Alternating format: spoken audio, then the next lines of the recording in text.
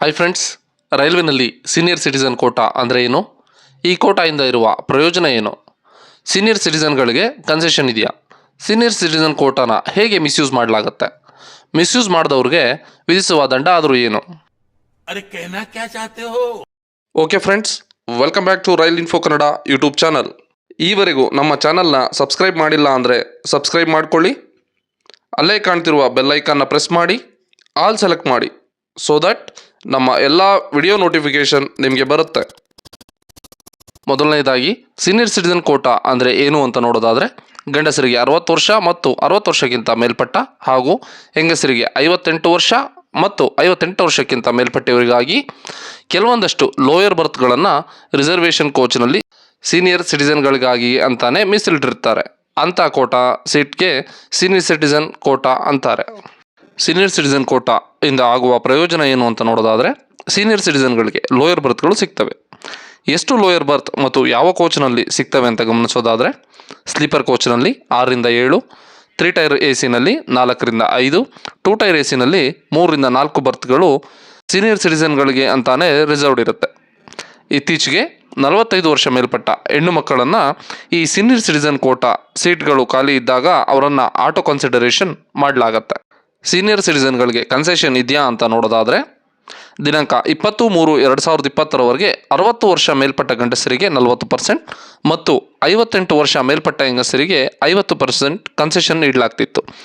ಆದರೆ 23-2020ರಿಂದ ಈ ಕನ್ಸೆಷನ್ನ ರದ್ದುಪಡಿಸಲಾಗಿದೆ. ಸೊ ಈಗ ಫೇರ್ನಲ್ಲಿ ಯಾವುದೇ ಕನ್ಸೆಷನ್ ಅಪ್ಲೈ ಆಗಲ್ಲ. ಸೀನಿಯರ್ ಸಿಟಿಸನ್ ಕೋಟಾನ ಮಿಸ್ಯೂಸ್ ಮಾಡ್ತಾರಾ ಅಂತ ನೋಡೋದಾದರೆ, ಎಸ್, ಖಂಡಿತ ಮಿಸ್ಯೂಸ್ ಮಾಡ್ತಾರೆ.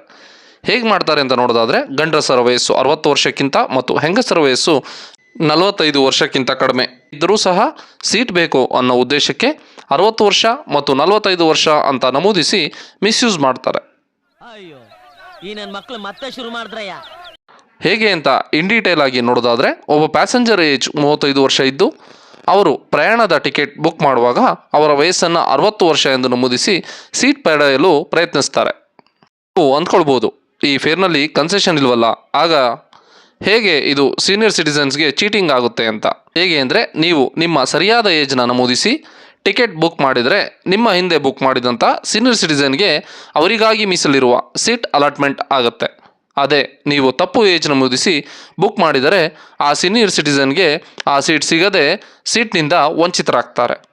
ಇನ್ನು ಕೆಲವು ಏಜೆಂಟ್ಗಳು ಏನು ಮಾಡ್ತಾರೆ ಅಂದರೆ, ಸೀನಿಯರ್ ಸಿಟಿಸನ್ ಕೋಟಾನಲ್ಲಿ ಬುಕ್ ಮಾಡಿ ಆ PDF ಡೌನ್ಲೋಡ್ ಮಾಡಿ ಅದನ್ನು ಎಡಿಟ್ ಮಾಡಿ ಪ್ಯಾಸೆಂಜರ್ನ ನಿಜವಾದ ಏಜನ್ನು ನಮೂದಿಸಿ ಕಳಿಸ್ತಾರೆ. ಇಂಥವರಿಂದ ತುಂಬ ಎಚ್ಚರವಾಗಿರಿ. ಈ ರೀತಿ ಮಿಸ್ಯೂಸ್ ಮಾಡಿ ಟ್ರೈನ್ನಲ್ಲಿ ಟ್ರಾವೆಲ್ ಮಾಡ್ತಾ ಚೀಟಿಂಗ್ ಮಾಡಿದ್ರೆ ರೈಲ್ವೆ ಇಲಾಖೆ ಸುಮ್ಮನೆ ಇರುತ್ತೆ ಅಂದ್ಕೊತೀರಾ? ಖಂಡಿತ ಇಲ್ಲ. ಈ ಚೀಟಿಂಗ್ಗೆ ದಂಡ ಇರುತ್ತೆ. ಅದು ಏನು ಅಂದರೆ, ಈ ರೀತಿ ಮಿಸ್ಯೂಸ್ ಮಾಡಿದವರನ್ನು ಟಿಕೆಟ್ಲೆಸ್ ಟ್ರಾವೆಲರ್ಸ್ ಅಂತ ಟ್ರೀಟ್ ಮಾಡ್ತಾರೆ. ವಿತೌಟ್ ಟಿಕೆಟ್ಗೆ ಏನು ಪೆನಾಲ್ಟಿ ಇದೆ ಅದನ್ನು ಕಟ್ಟಿಸ್ಕೊಳ್ಳಾಗುತ್ತೆ. ಇದ್ರ ಜೊತೆ ಬೋನಸ್ ಆಗಿ ನಿಮ್ಮ ಸೀಟನ್ನು ಮುಟ್ಗೋಲು ಹಾಕ್ಕೊಳ್ಳಾಗುತ್ತೆ. ಆ ಮುಟ್ಗೋಲು ಹಾಕೊಂಡಂತಹ ಸೀಟನ್ನು RAC ಅಥವಾ ವೇಟಿಂಗ್ ಲಿಸ್ಟ್ ಪ್ಯಾಸೆಂಜರ್ಗೆ ಅಲರ್ಟ್ ಮಾಡಲಾಗುತ್ತೆ. ನಿಮಗೆ ಯಾವುದೇ ಸೀಟ್ ಗ್ಯಾರಂಟಿ ಕೂಡ ಇರೋಲ್ಲ. ಸೊ ನೀವು ನಿಮ್ಮ ಸರಿಯಾದ ಏಜನ್ನು ನಮೂದಿಸಿ ಪ್ರಯಾಣ ಮಾಡಿ. ಇದಿಷ್ಟು ಸೀನಿಯರ್ ಸಿಟಿಸನ್ ಕೋಟಾ ಬಗ್ಗೆ ಮಾಹಿತಿ. ಇದೇ ರೀತಿ ಹೆಚ್ಚಿನ ರೈಲ್ವೆ ಮಾಹಿತಿಗಾಗಿ ವಿಡಿಯೋಗಳನ್ನು ಲೈಕ್ ಮಾಡಿ ಮತ್ತು ನಮ್ಮ ಚಾನಲನ್ನು ಸಬ್ಸ್ಕ್ರೈಬ್ ಮಾಡಿ, ವಿಡಿಯೋಗಳನ್ನು ಶೇರ್ ಮಾಡಿ.